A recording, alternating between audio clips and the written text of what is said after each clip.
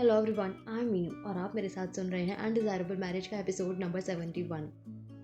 दर्श का सवाल सुन वंशिका पहले तो हड़बड़ा गई, पर फिर खुद को संभालते हुए उसे देख बड़ी उम्मीद से बोली, देख मैं जो कहने वाली हूँ, पहले प्लीज उसे पूरा सुनना, समझना, फिर ही कोई फैसला लेना, क्योंकि ये बात मैं सिर्फ तेरे या मेरे लिए नहीं, पूरी फैमिली के लिए कह रही हूँ।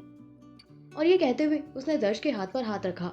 फिर वो बोली, देख सीधी सी बात है, मैं चाहती हूँ कि तू अंकल की कंपनी ज्वाइन कर ले। ये सुनकर दर्श के चेहरे पर जो मुस्कुराहट थी वो काफुर हो गई। वो गहरी नजरों से वंशिका को देखने लगा, पर फिर एक गहरी सांस छोड़ते हुए बोला, तू जानती है ना मैं ऐसा नहीं कर सकता, पर फिर भी ये बात क्यों लाई तू बीच में। और ये कहते हुए दर्श उसके हाथों से अपना हाथ छुड़ाने लगा, पर वंशिका ने उसका हाथ और कस के पकड़ लिया और बोली, मैं जानती हूँ तेरा ये फैसला पहले क्यों था, लेकिन अब पहले पूरी बात सुन ले मेरी, फिर किसी कंक्लूजन पर पहुंचना। ये कहते हुए वो मुस्कुराकर दर्श की तरफ देखते हुए आगे बोली, ज्यादा कुछ नहीं कहूंगी, बस इतना कहूंगी कि तेरा रीजन यही था ना कि भाई टूट चुके थे और तू उन्हें उस वक्त अकेला नहीं छोड़ना चाहता था, पर अब भाई के पास भाभी है, लेकिन अंकल, उनका क्या, वो बूढ़े हो रहे हैं और इस वक्त तुझे उनका साथ देना चाहिए।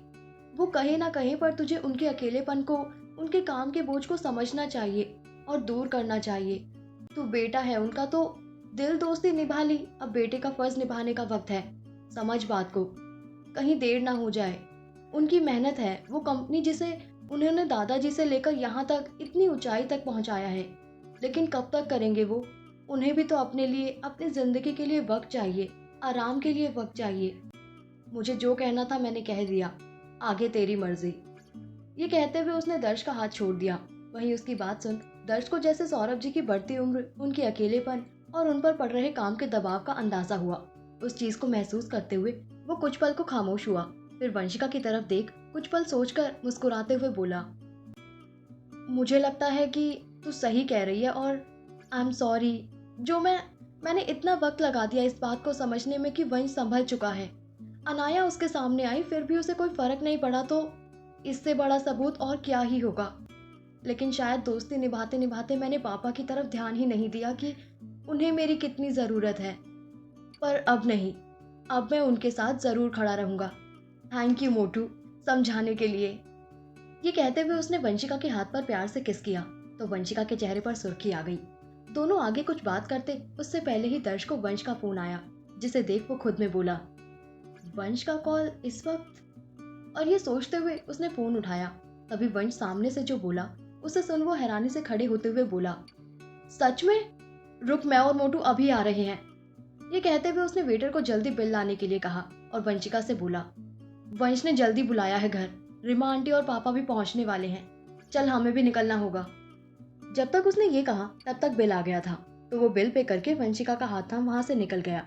वहीं इस तरफ वंश के ऑफिस में दर्श को कॉल करने के बाद वंश अपनी जगह से उठकर बाहर रिवा को देखने जाने लगा, जो उसके लिए कॉफी लेने गई थी। उसके चेहरे पर एक अलग ही खुशी, एक एक्साइटमेंट झलक रही थी। बाहर आकर वो रिवा को पेंट्री की ओर ढूंढने गया, जहां पहुंचकर वो सामने का नजारा देख हैरान रह गया। हो भी क्यों ना, सामने उसकी मासूम खूबसूरत बीवी एक लड़की के बाल जंगलियों की तरह खींच रही थी। वहीं बाकी लोग वहां खड़े ये तमाशा देख रहे थे, और वो लड़की जिसके रिवा बाल खींच रही थी वो बार बार दर्द से कराते हुए कह रही थी, रिवा, बाल छोड़ो मेरे, पागल हो गई हो क्या तुम? Are you out of your mind? दुख रहा है मुझे। तुम वंश सर की वाइफ हो, इसका मतलब ये नहीं कि तुम कुछ भी करोगी। जिस पर उसके बाल खींचते रिवा गुस्से में बोली, मैं कुछ भी नहीं कर सकती, तो ठीक उसी तरह तुम भी ऐसी वाहियात बकवास नहीं कर सकती जो अभी तुमने कुछ वक्त पहले की। तो अगली बार से मेरे या मेरे पति के ऊपर कुछ कहने से पहले। और ये कहते हुए उसने झटके से उस लड़की के बाल छोड़े और उसे धक्का दिया। फिर उसके पास नीचे बैठते हुए बहुत एटीट्यूड भरे लहजे में उसकी आंखों में आंखें डाल बोली, हजार बार सोच लेना, क्योंकि मैडम मुझे वो लड़की समझने की गलती बिल्कुल मत करना कि कुछ हो और मैं किसी और के पास रोते रोते जाऊं, उसे अपना दुख बताऊं। तुम जैसों को ना रुलाने की हिम्मत रखती हूँ मैं, तो अगली बार पंगा लेना तो सामने वाले की हिम्मत और औकात देख कर लेना। वैसे भी हाल फिलहाल मेरा रुतबा, हिम्मत और औकात तीनों तुमसे बहुत ऊंचा है, समझी तुम? अब निकलो यहाँ से। और ये कहते हुए वो खड़ी हुई और फिर बाकी सबकी तरफ देखते हुए बोली, हो गया है तमाशा, अब जाएं आप लोग भी अपने अपने काम पर लग जाएं। ये कहते हुए उसका जो ऑरा था वो उसे वंश की तरह ही खतरनाक बना रहा था, जिसे मद्देनजर रखते हुए बाकी सब लोगों ने वहां से जाने में ही भलाई समझी। और अगले ही पल वहाँ से 9 तो 11 हो गए। वहीं वो लड़की अभी भी जमीन पर दर्द से करा रही थी, पर रिवा उसे पूरी तरह इग्नोर करते हुए वंश के पास आई और खुद को आंखें फाड़ कर देखते हुए वंश से बिल्कुल नॉर्मली बोली, आप खुद यहाँ क्यों आए? मैं आपकी कॉफी लेकर आ ही रही थी, पर इन सब की वजह से वो ठंडी हो गई होगी। आप चलिए, मैं फिर लेकर आती हूँ।